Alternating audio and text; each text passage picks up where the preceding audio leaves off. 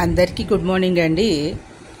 ఈరోజు మన వీడియోలో రీసెంట్గా జరిగినటువంటి ఈ ఈపీపీఎస్సీ గ్రూప్ 2 మెయిన్స్ కట్ ఆఫ్ గురించి మాట్లాడుకుందామండి.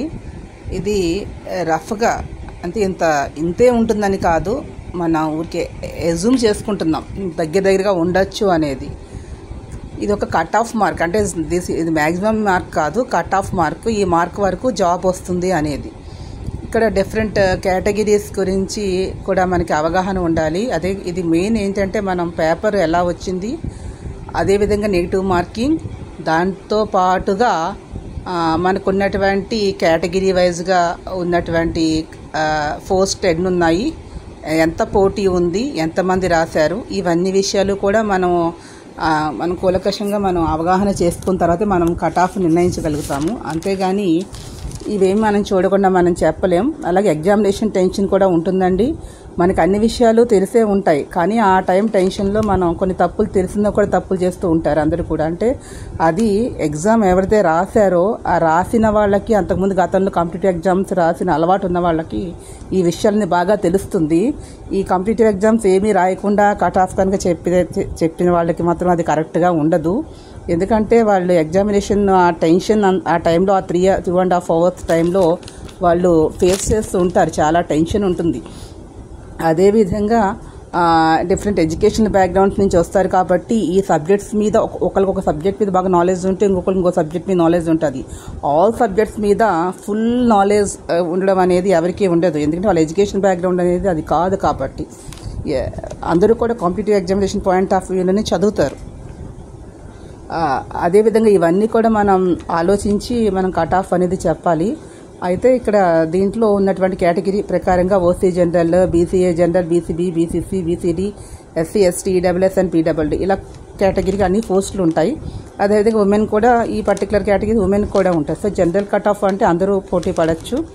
ఉమెన్ అయినప్పుడు ఓన్లీ ఆ కేటగిరీ విమెన్కే వస్తుంది. కాబట్టి ఇక్కడ నెగిటివ్ మార్కింగ్ ఉంది కాబట్టి 60% ఆఫ్ మార్క్స్ ఎవరైతే గెయిన్ చేస్తారో వాళ్ళకి ఖచ్చితంగా ఎగ్జిక్యూటివ్ పోస్ట్ వస్తుంది. అదేవిధంగా 50% ఆఫ్ మార్క్స్ వరకు కూడా జనరల్ కేటగిరీ వరకు ఏదో ఒక పోస్ట్ అయితే గెయిన్ చేయగలుగుతారు, ఎందుకంటే నియర్లీ 900 అబోవ్ పోస్టులు ఉన్నాయి కాబట్టి.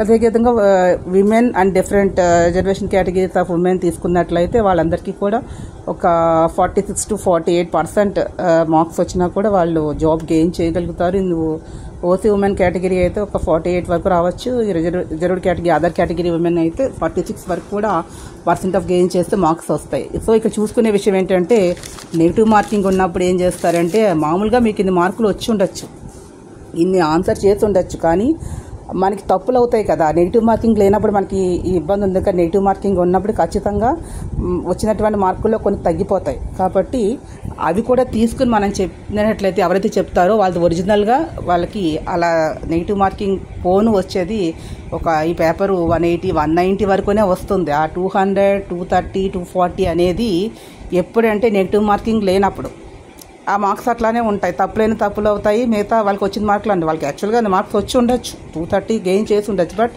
మిగతా 300 తప్పులేగా రిమైనింగ్ 60, 70 ఆ తప్పులైన వాటికి మార్కులు తీసేసుకుంటే ప్రతి వాళ్ళకి కూడా తగ్గుతుంది.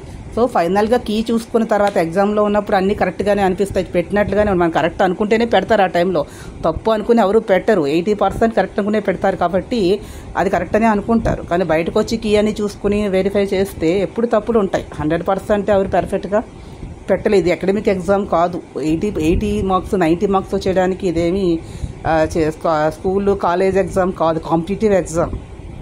సో కాంపిటేటివ్ ఎగ్జామ్ అయినప్పుడు 80%, 90% మార్క్స్ రావు. 50% మార్క్స్ గెయిన్ చేసిన వాళ్ళు కూడా చాలామంది నేషనల్ లెవెల్లో జాబ్స్ సంపాదించిన వాళ్ళు బోలెంత మంది ఉన్నారు. సో కాబట్టి అంత హై కట్ ఆఫ్ అయితే ఉండదనిపిస్తుంది. పేపర్ ఈజీగా ఉంది అనేది ఒక అంశం అయినా కూడా, ఈజీగా ఉన్నా కూడా ఎగ్జామినేషన్ మిస్టేక్స్ అనేవి ఖచ్చితంగా ప్రతి వాళ్ళు కూడా ఆ టెన్షన్లో తెలిసి కూడా ఆన్లైన్ ఆఫ్లైన్ ఎగ్జామ్లో కొన్ని మిస్టేక్స్ చేయడానికి ఉంటుంది. ఆన్లైన్లో అయితే ఆ ఇబ్బంది ఉండకపోవచ్చు, కానీ ఆఫ్లైన్లో ఖచ్చితంగా ఉంటుంది. కాబట్టి ఒకసారి పెట్టేసిన తర్వాత మళ్ళీ తిరిగి దాన్ని మార్చుకోవడం అనేది కుదరదు. కాబట్టి అవన్నీ మైనస్ మార్క్స్ కింద వెళ్ళిపోతాయి. సో ఆ టెన్షన్లో పెడతారు కాబట్టి ఆ టెన్షన్లో చేసే మిస్టేక్స్ ఒక 15 మార్క్స్ వరకు ప్రతి వాళ్ళు చేస్తారు. ఇంకా ఎక్కువ మంది కూడా చేయొచ్చు, మినిమం 10 to 15 ప్రతి వాళ్ళు చేస్తారు. నెగిటివ్ మార్కింగ్ ఉంది. ఇవన్నీ చూసుకున్నట్లయితే 180 మార్క్స్కి ఓకే 50% ఆఫ్ మార్క్స్ 160 180 డెఫినెట్గా జనరల్కి జాబ్ వచ్చే ఛాన్సెస్ ఉంది.